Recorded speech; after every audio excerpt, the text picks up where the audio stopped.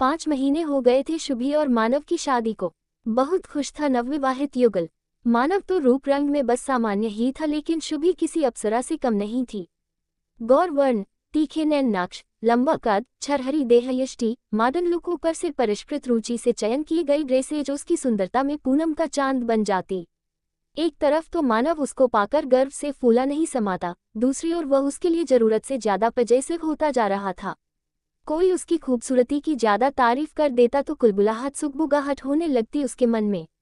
इन्हीं दिनों मानव का चचेरा भाई पीयूष बंगलौर में 4 माह की इंटर्नशिप के लिए आया।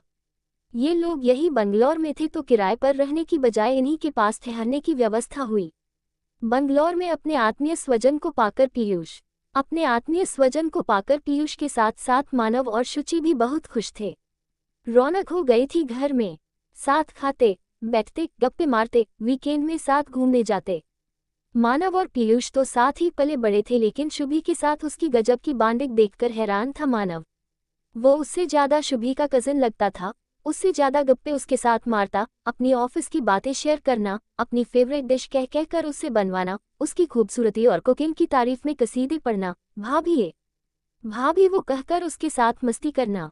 शुरू में तो मानव भी उनकी मस्ती मजाक में शरीक होता, लेकिन धीरे धीरे उसके लिए ये सब असहज होने लगा। पीयूष मानव से पहले ही घर आ जाता था, इसलिए शुभी और वो इकट्ठे ज्यादा टाइम स्पेंड करते। जब वो आता तो उनकी खिलखिलाहट, चहचहाहट के स्वर उसे बाहर से ही सुनाई पड़ जाते। धीरे धीरे ये आवाजें कब उसके मन में आक्रोश पैदा करने लगी, कब उनके हंसी मजाक उसको जहर लगने लगे, कब देवर भाभी का स्नेहिल व्यवहार उसके शक के दायरे में आ गया, कब पीयूष का अस्तित्व और शुभी का निश्चल स्नेह उसके लिए असहनीय हो गया, उसे इसका एहसास भी न हो पाया। शक के छोटे से बीज का अंकुरण पल्लवित फलित होकर एक विषबेल बन गया था, जो उन दोनों से ज्यादा तो फिलहाल उसी के अंतर्मन को विषाक्त कर रहा था। इसका प्रभाव उसके स्वभाव, घर के वातावरण, दाम्पत्य जीवन और छोटी बड़ी खुशियों पर पड़ रहा था। वह पीयूष से भी इसका प्रभाव उसके स्वभाव, घर के वातावरण, दाम्पत्य जीवन और छोटी बड़ी खुशियों पर पड़ रहा था। वह पीयूष से भी खींचा खींचा रहता और शुभी से तो सीधे मुंह बात ही न करता।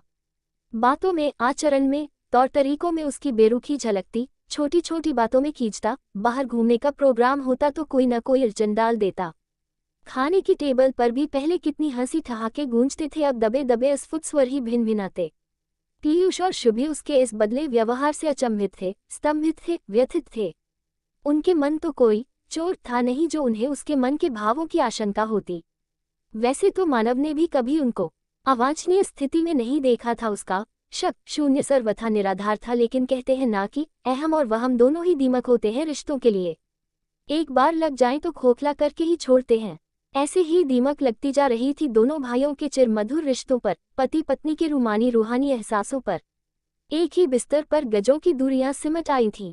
पीयूष और शुभी ने बार बार उसके इस बदले आचरण का कारण पूछा। अब उसके पास कोई सबूत तो था नहीं और शक के आधार पर वो उन्हें ब्लेम नहीं कर सकता था, इसलिए बस ऑफिस में ज्यादा काम और अतिरिक्त थकान का बहाना बना देता। शुभी के मन में 1-2 बार ख्याल आया भी कि कहीं इसका कारण पीयूष तो नहीं, लेकिन फिर उसे लगा कि मानव इतना पढ़ा लिखा होकर इतना संकीर्ण विचारों और संकुचित मानसिकता का नहीं हो सकता।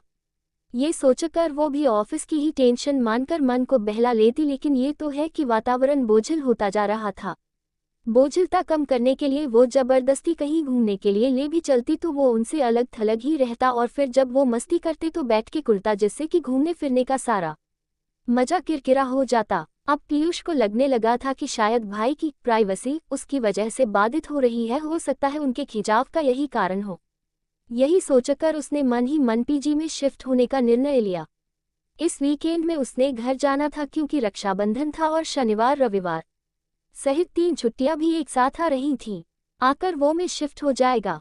अभी उसने मानव और शुभी को भी नहीं बताया था, और दूसरी तरफ मानव के मन की विषबेल इतनी फैल चुकी थी कि उसने अपने आसपास की सारी सकारात्मकता को आवृत कर लिया था। वो औचित्य अनौचित्य कुछ न समझकर बस अपने शक की दिमाग को तरजीह दे रहा था, और इसी कारण उसने शुभी को तलाक देने का मन बना लिया था। इसी संदर्भ में उसने एक वकील से भी बात कर ली थी, लेकिन वह पीयूष के सामने सीन क्रिएट नहीं करना चाहता था, इसलिए वो भी पीयूष के घर जाने का ही इंतजार कर रहा था। शनिवार को सुबह की उसकी बस थी और रक्षाबंधन भी उसी दिन था। उसने बैग पहले ही पैक कर रखा था। मानव भी जल्दी नहाने चला गया कि पीयूष को बस पर बिठाने जाना था। जब वो नहाकर तैयार होकर निकला तो ड्राइंग रूम में दोनों की रूंधे भरे गले की आवाज से ठिठक गया। मन का शक यकीन में बदल गया कि 2-3 दिन एक दूसरे से बिछुड़ने की गम में टिसुए बहाए जा रहे होंगे। वो चुपचाप अगली प्रतिक्रिया की प्रतीक्षा में वही दरवाजे के पीछे खड़ा रहा कि रंगे हाथों पकड़ सकूं। तभी पीयूष की आवाज आई, भाभी मेरी छोटी बहन तो है लेकिन हमेशा से मेरे मन में एक बड़ी बहन की चाह थी जो कि माँ की तरह केयर कर सके और गार्जियन सब निर्देशन कर सके और जिससे मित्र की तरह हर बात शेयर कर सकूं। ये तीनों रूप मुझे आप में दिखे और मैं जानता हूँ कि आप भी इकलौती संतान हो। आपके जीवन में भी एक भाई का अभाव है और मेरे जैसा गुड लुकिंग स्मार्ट भाई तो चिराग लेकर ढूंढने से भी नहीं मिलेगा, तो क्यों ना हम आज से रिश्ता बदल लें। आप आज से मेरी प्यारी सिस हो। और कैसा लगेगा जब मानव को मैं भैया की बजाय जीजू बोलूंगा तो। उसके ऐसा कहने पर वो दोनों जोर से हंस पड़े और दरवाजे के पीछे खड़े मानव को लग रहा था कि काश धरती फट जाए और वह उसमें समा जाए।